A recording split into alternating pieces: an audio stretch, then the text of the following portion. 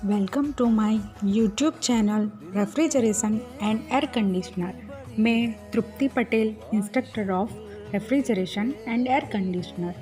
आज हम बात करने जा रहे हैं वेपर कंप्रेशन रेफ्रिजरेशन साइकिल के बारे में। वेपर कंप्रेशन रेफ्रिजरेशन साइकिल में 4 इम्पोर्टेंट पार्ट होते हैं, जैसे कि कंप्रेसर, कंडेंसर, एक्सपेंशन डिवाइस और इवोपरेटर। अब हम एक एक करके देखेंगे कि चारों पार्ट का फंक्शन क्या है। शुरुआत करते हैं कंप्रेसर से। कंप्रेसर के 2 फंक्शन होते हैं। पहला, रेफ्रिजरेटर का फ्लो क्रिएट करना और दूसरा, प्रेशर डिफरेंस क्रिएट करना। अब हम देखेंगे कंप्रेसर ये काम कैसे करता है।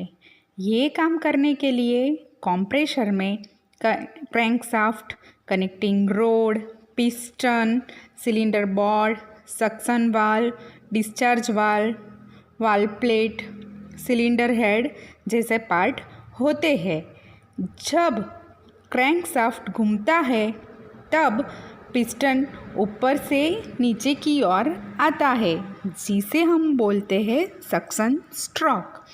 ये सक्शन स्ट्रोक में सिलेंडर बोर्ड में वैक्यूम क्रिएट होता है।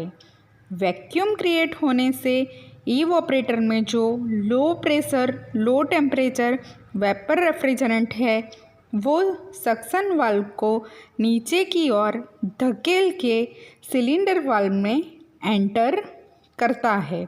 जब पिस्टन नीचे से ऊपर की ओर जाता है, उसे हम बोलते हैं कंप्रेशन स्ट्रोक। और उस कंप्रेशन स्ट्रोक में रेफ्रिजरेंट कंप्रेस होता है।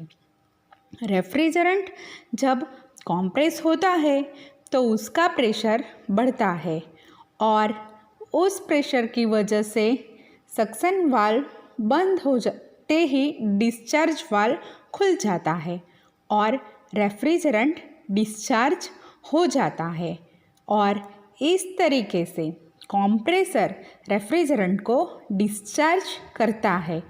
अब हम बात करेंगे कंडेंसर की।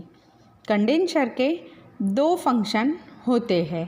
पहला, रेफ्रिजरेंट की गर्मी को बाहर निकालना और दूसरा, वेपर रेफ्रिजरेंट को लिक्विड रेफ्रिजरेंट में कन्वर्ट करना। अब हम देखेंगे कंडेंसर ये काम कैसे करता है। कंप्रेसर से आने वाला high pressure, high temperature vapour refrigerant condenser में आ जाता है।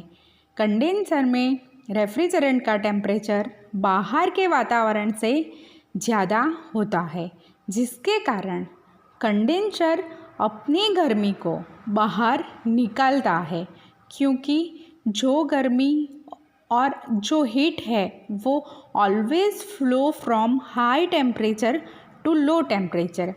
यहाँ पे कंडेंसर का टेम्परेचर बाहर के सराउंडिंग के टेम्परेचर से ज़्यादा होने के कारण कंडेंसर अपनी गर्मी को बाहर निकालना शुरू करता है और धीरे धीरे वेपर रेफ्रिजरेंट लिक्विड में कन्वर्ट हो जाता है और उसका टेम्परेचर भी कम हो जाता है और कंडेंसर के एंड में वो पूरी तरीके से लिक्विड हो चुका होता है।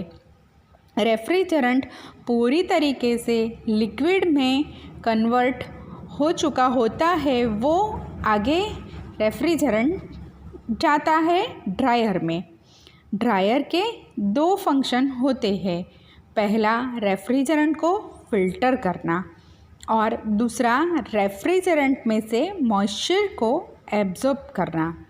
ड्रायर में रेफ्रिजरेंट को फिल्टर करने के लिए फिल्टर्स लगे होते हैं। रेफ्रिजरेंट जब फिल्टर में से पास होता है तो उसमें का कचरा अलग हो जाता है। उसके बाद रेफ्रिजरेंट जाता है सिलिका जेल में से।